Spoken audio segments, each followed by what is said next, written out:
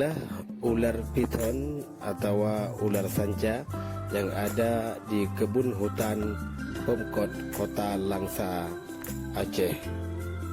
Dia sedang meliuk-liuk, mencium aroma lezat di luar sini, sehingga dia selalu meliuk-liuk untuk mencari pusat aroma tersebut. Tapi apalah daya, mulut tak sampai.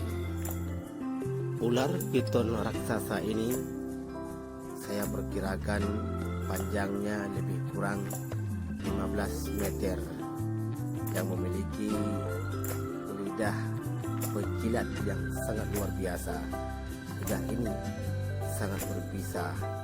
Jangankan kita tersentuh oleh lidahnya, mencium baunya saja sudah pingsan. Inilah yang sebenarnya penampakan ular jarak dekat.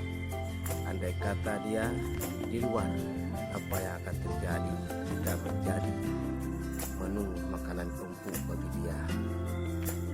Nah, inilah penampakan lidahnya yang begitu mengerikan dan pandai sekali menjilat. Dan dia sedang mencari makanan di luar. Aroma mangsa dia tercium bagi dia. Inilah penampakannya. Ular piton ini sedang ganti baju, sedang ganti kulit, namun belum selesai.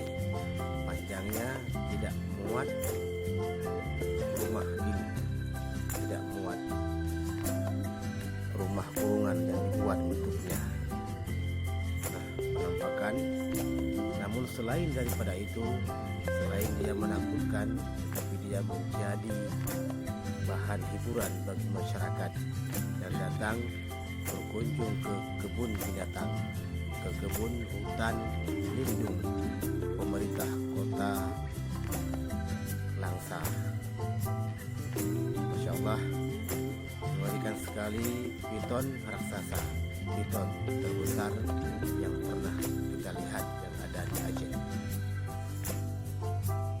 Mungkin bisa mengalahkan besarnya ular yang ada di hutan Amazon sana.